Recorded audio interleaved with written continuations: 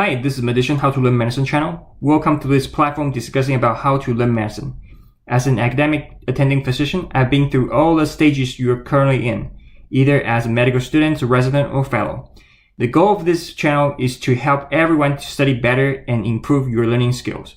So enjoy the video and don't forget to subscribe if you like. Alright, today we're not going to talk about the PULQ method, okay?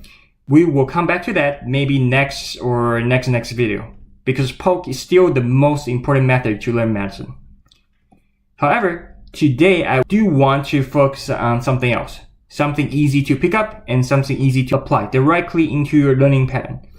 We're gonna bust some of the advices and provide you some thoughts in learning medicine. Why?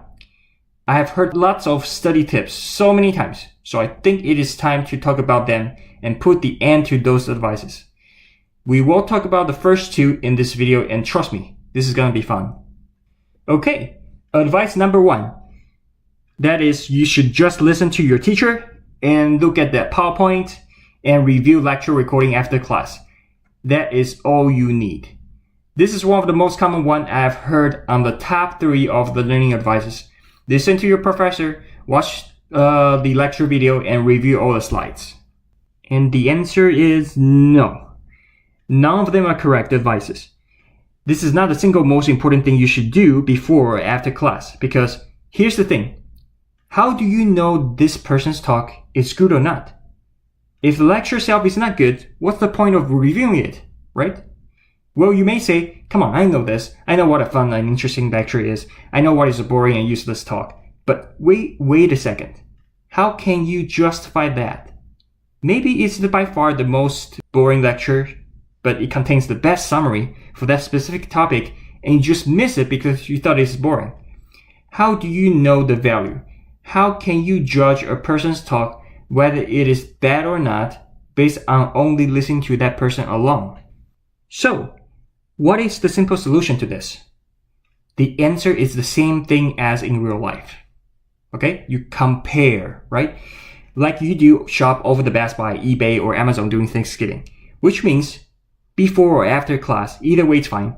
What you should do is to find the teaching video that is related to your class topic and just watch for it. Get a hint of what's going on and what are the important points. Try to think or come up with some comparisons between the lecture A and video B. What they all focus about and what are the differences of them. Why one is better and the other one is bad. Even if you do find a bad video, there is still a lot of advantage you can grab and learn from that. For instance, how should the bad one improve, or which things to emphasize on? Which part did it miss? A bad one will let you know the good one better, right? The same thing as failure makes a success. So use your brain and think carefully, because it does really help with your learning.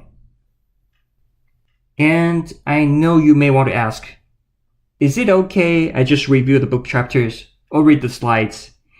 The answer is no, absolutely not. And I will tell you why in just a few sentences.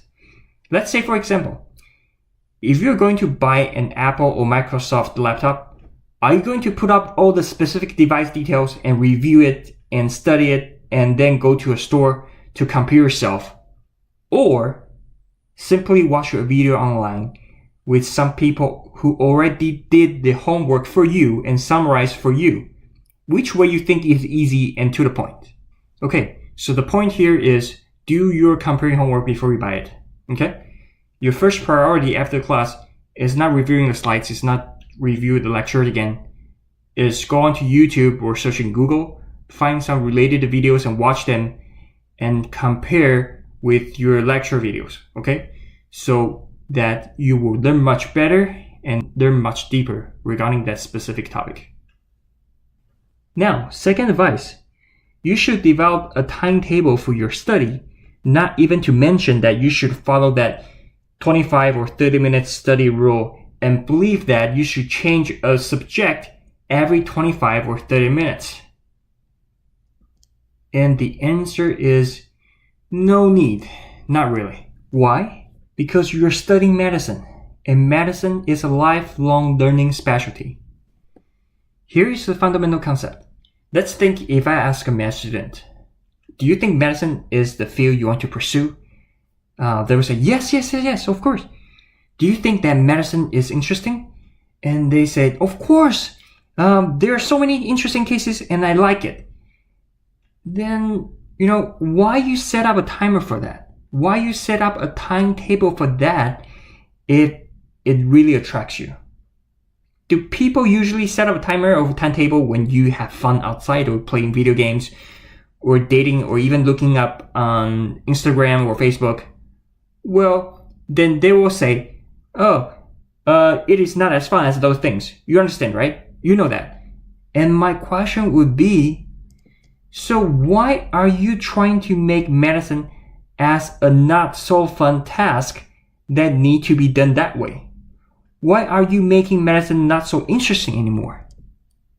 Why you make studying medicine a schedule or a task if you think medicine is interesting in the beginning? And remember, you're dealing with medicine, a field that needs a lot of energy and persistence to continue on learning, which is a lifelong thing. If you're doing this timetable and schedule thing, look at your timetable and your schedule again. Since when you start to do those things? Okay? Why you need that? Make a schedule does not make things more efficient. It just means you're trying to get the task done, then get rid of it sooner and do other things that are more interesting, right? Again, I'm not trying to tell you to throw away the things you're already doing completely. But I want to give out an important message. Don't make medicine a task by yourself, please. Let me ask you, when's the last time you spent some time that is outside your schedule, you actually read some fun case reports or fun pictures in medicine and be happy to know what you did not know? Like, do you know you will lose eyebrows if you get leprosy? Or a thunderstorm can trigger an asthma attack? When is the last time you really feel fun reading something in medicine?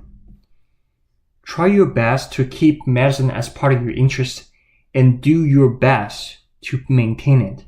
Otherwise, you'll feel medicine is a scut work, a heavy duty, and one day you will burn out. This is Medician, How to Learn Medicine channel.